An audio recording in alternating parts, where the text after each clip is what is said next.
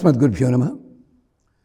ప్రాతర్నమామి తరణిం తను వాంగ్మనోభిః బ్రహ్మేంద్రపూర్వక సురైహినుతం అర్చితంచ సృష్టి ప్రమోచన వినిగ్రహం హేతుభూతం త్రైలోక్యపావనపరం త్రిగుణాత్మకంచ. అస్మద్గురుభ్యో నమః.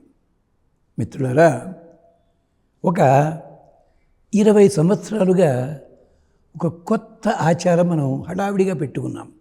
ఏమిటో తెలుసా? అది విష్ణు సహస్రనామ స్తోత్రం కానీ వేరే సహస్రనామ స్తోత్రం కానీ తీసుకుని దాంట్లో 108 శ్లోకాలు ఉంటాయి.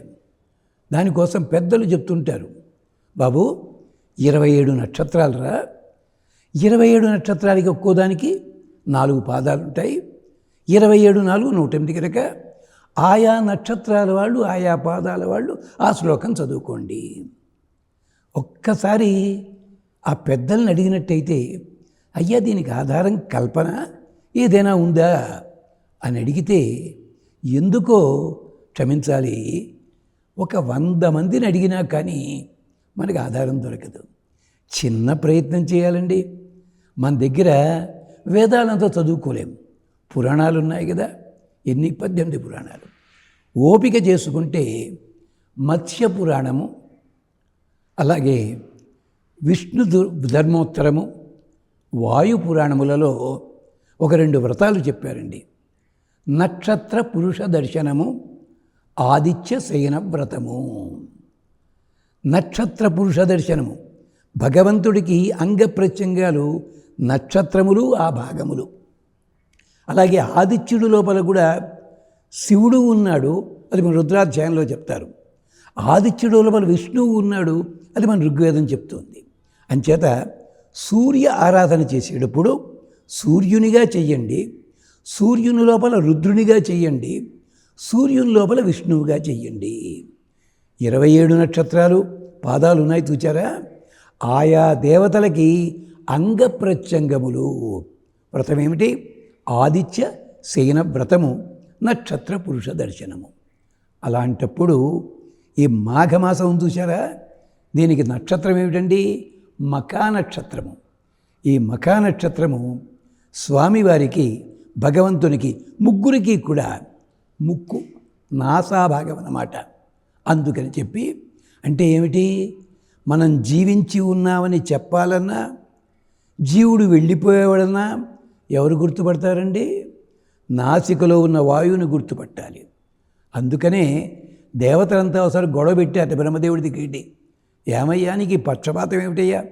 మానవులంతా గట్టిగా 100 ఏళ్ళు బతకరు, వాళ్ళకేమో ఇళ్ళు కట్టుకోవడాలు భవంతులునా, మరి మేము దేవతలు మాకు ఇళ్ళు లేవే, ఇంత గాలిలో ఉంటాం అంటే, ఓ పని చేయండి అయ్యా, వాళ్ళ ఇంటి లోపల మీరు వెళ్ళిపోండి అన్నాడు ఆయన.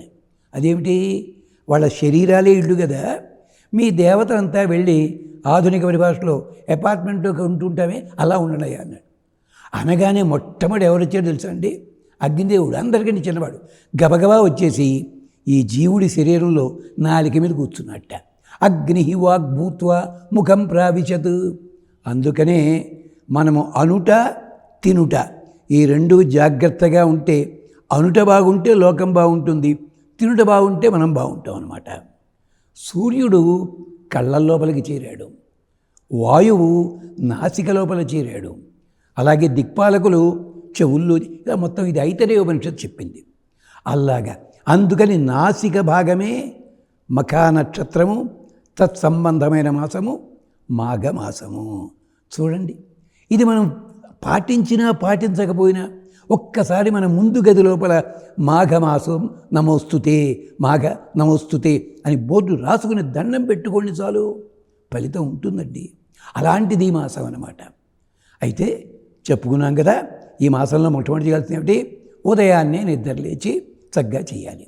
అనగానే మీరు అడగచ్చును, ఏమండి మేమంతా కష్టపడుతూ ఉంటామండి, అంత పొద్దున్నే ఎక్కడ లేవగలమండి? ఓహో, మనకంటే కొన్ని ఉన్నాయండి. అవి పొద్దున్నే ఒక్కసారి లేస్తాయి, రాత్రిపూట పడుకుంటాయి, మధ్యలో నిద్ర తెచ్చుకోవు. మనమేమిటి, రోజు లోపల 5 సార్లు పడుకుంటాం, 14 సార్లు లేస్తాం. ఏమిటవి? పక్షులు. పక్షులు కిలకిల ధ్వని చేశాయంటే సూర్యోదయం అవుతుందని అర్థము. ఎందుకంటే మరి దీనికి కూడా చెప్పాలి కదండి కారణము. అందుకనే మా స్నానం గొప్పతనం చెప్పుకుంటున్నాం. బ్రహ్మదేవుడు కళ్ళు తెరిచేసరికిట ఇవన్నీ కల్పన గాథలు కాదండి, వేదంలో ఉన్న మంత్రాలు ఇవి. అవి చెప్పుకోవడం సమయం చాలదు కనుక సూచించి వదిలేస్తున్నాం. యజుర్వేదంలో బ్రహ్మదేవుడు కళ్ళు తెరిచాట, తజ్జలమాసీత్, చుట్టూ అంతా ప్రళయకాల జలం ఉంది. ఈయన పద్మంలో ఉన్నాడు. లేలాయత్ ప్రతిష్టాంనావిందత, పద్మం ఇలా ఇలా కదిలిపోతుంట. ఊరి నాయనోయ్ నీళ్ళల్లో పడతాను ఏమిటని కంగారు పెడుతున్నాడు. ఈ లోపల కింద ఉన్న శ్రీ మహావిష్ణువు అసలే ఏడుస్తున్నవాడి మూతి మీద కొట్టాడు సంగీత మాస్టరు, శృతిలో ఏడవమని చెప్పి. అలా ఉంది పరిస్థితి ఇక్కడ. అనేసరికి తప తప జప జప యజ అంటున్నట్ట. తపస్సు ఎక్కడ చెయ్యను, జపం ఎక్కడ చెయ్యను, యజ్ఞం ఎక్కడ చెయ్యను అంటున్నాడు బ్రహ్మదేవుడు. కానీ తండ్రి చెప్పాడు కదా, ఒక్కసారి చూచేసరికి నీళ్ల లోపల గుర్రపు డెక్క లాంటి నాచు కనిపించిందట గట్టిగాను. దాని మీద ఇటుకలు పేర్చి యజ్ఞము చేసి దండం పెట్టగానే ఆ ఇటుకల ప్రాంతమంతా చల్లారిపోయి గట్టిపడింది. అదే పృథివీ ఆసీత్, మనం ఉండే భూమండలం అయ్యింది అది. అందుకనే పక్షులకి రాత్రిపూట ఈ భూమండలము ఎలా నక్తం దీదృశే, అగ్నిపర్వతంలా కనిపిస్తుంది. అందుకని పొరపాటునుడా సాయంకాలం 6-7 దాటగానే పక్షులన్నీ చెట్ల మీదకి వెళ్ళిపోతాయి లేదా గూళ్ళలోకి వెళ్ళిపోతాయి తప్ప కిందకి దిగవు. వయంసి నక్తం నాధ్యాసతే, సూర్యుడు దయిస్తుండగానే ఇది చల్లారినట్టు అనిపిస్తుంది. అందుకని కళ్ళు తెరుస్తాయి. కాసేపటికి రెక్కలు టపటపలాడిస్తాయి. కాసేపటికి కొమ్మ మించి కిందకి దిగుతాయి. అప్పుడు కూత కూస్తాయి. ఇదేదో ఉపన్యాసకుడు కల్పించారన్నారా. పాల్కురికి సోమనాథుడని ఆయన కోడి మీద పద్యం రాశాడండి. ఇవన్నీ సరదాగా రాసిన పద్యాలు కాదు, ఒక్కొక్క నెల గొప్పతనాన్ని చెప్పింది. తొలి కోడి కనువిచ్చి జల జల రెక్కల విదల్చి మిను సూచి నిక్కి ముక్కున ఈకొలు చక్కొల్పి కొక్కరో కుర్రని కూసే. ఇది మామూలు పద్యం కాదండి. అందుకని పక్షి కూతలతోటే మేల్కొండి. తెలుగులో సామెత కాకితో పడుకుని కోడితో లేవడమని. ఆఖరిని నిద్రపోయేది కాకి, పొద్దున. అందుకని పొద్దున్నే లేవండి, ఉదయాన్నే లేచి స్నానం చెయ్యండి. ఇక ముందు ముందు మళ్ళీ స్నానం చేయండి వస్తుంది, అక్కడ చెప్పడానికి సమయం ఉండదు, ఇప్పుడే చెప్పేద్దాం. ఎందుకని అంటే తెల్లారిపోయిందో స్నానం చేశారనుకోండి అపచారం. తెల్లారకుండా 2 గంటలకే స్నానం చేశారనుకోండి అది అపచారమే. తెల్లారుదామని ఎందుకండి? మీరు ఎప్పుడైనా గమనించాలి, రాత్రిపూట బ్రిడ్జి మించి పెడుతుంటే రైలు నీళ్లు ఎలా కనిపిస్తాయండి? రాత్రిపూట తెల్లగా కనిపిస్తాయి, అదే పగటిపూట ఎర్రగా కనిపిస్తాయి. ఇదే నేను కాలక్షేపంగా చెప్తుంది కాదు, వేదం చెప్తోంది. రాత్రి అవుతుండగానే సూర్యుడు నీళ్ళ లోపల చేరుతాడు సాయంకాలం కాగానే. అందుకని నక్తం దివాదృశే, సూర్యుడు కనిపిస్తాడు రాత్రిపూట. ఆయన పొద్దున కాగానే సూర్యుడు బయటకు వచ్చేస్తాడు, సౌరశక్తి అగ్ని లోపలికి వెడతాడు. అందుకని నక్తం అగ్ని దృశే. అందుకని ఆయన ఏం చేస్తాడు, నక్తం కాగానే బయటికి రాగానే అగ్ని వచ్చేస్తాడు. అంచేత నీళ్ళల్లో అగ్ని ఉంటాడు. అంటే తెల్లారుదామున స్నానం చేస్తే అగ్నిదేవుణ్ణి సూర్యుణ్ణి ఇద్దరినీ గౌరవించినట్టు అవుతుంది. 3 ఆయన ఉన్నాడండి, ఎవరో తెలుసిన వరుణదేవుడు. ఎప్పుడైనా కానీ వేదం చెప్తుంది, ఒక ఇంట్లో 3 పెద్దలు ఉన్నారు, మీకు అవసరం ఒక్కళ్ళతోటే ఉంది. మీరు అక్కడికి వెళ్ళారనుకోండి, 3కి దండం పెట్టాలి, పెట్టి మీకు అవసరం ఉన్న వాళ్ళతో మాట్లాడుకోండి, తప్పులేదు. ఇదే చెప్పింది. తెల్లవారుదామున స్నానం చేస్తే అగ్నిని సూర్యుణ్ణి వరుణుణ్ణి గౌరవించినట్టు అవుతుంది. దీనికి ఉదాహరణ కావాలా?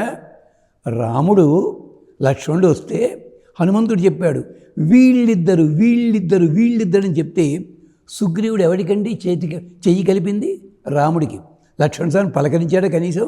అందుకనే ఆ తప్పుకే లక్ష్మణస్వామి కాదు, వాలి చేతిలో మొదలు ఊళ్ళు పడినాడు, దెబ్బలు తిన్నాడు. చివరికి లక్ష్మణస్వామి పూలమాల ఎత్తుంటే తల దించాడు, రాముడు ఆనందపడ్డాడు, అయ్యా మా తమ్ముడి దండమే అనుకున్నట్టు పాపం. ఇవన్నీ వేదంలో ఉన్న కథలు, ఎంత అందమైన కథలు చూడండి. అంచేత తెల్లవారుదామునే స్నానం చేయండి. మీరు చేస్తే మంచిది. ఒక్కటే వాక్యం చెప్తాను, స్నానం చేసిన వాడికి 10 మంచి గుణాలు అంటుంది. స్నానశీలం భజతే 10 గుణా అంటుంది ఆయుర్వేదము. అదో పెద్ద ఉపన్యాసం అవుతుందండి. అందుకని మాఘమాసంలో తెల్లవారుదామునే లేవండి, ప్రవహించే నీటిలో స్నానం చేయండి, లేదా ప్రవాహం కల్పించుకుని స్నానం చేయండి. అక్కడ సూర్యుణ్ణి, వరుణదేవుణ్ణి, అగ్నిని, ముగ్గురిని ఆరాధించిన ఫలితం పొందుదాము.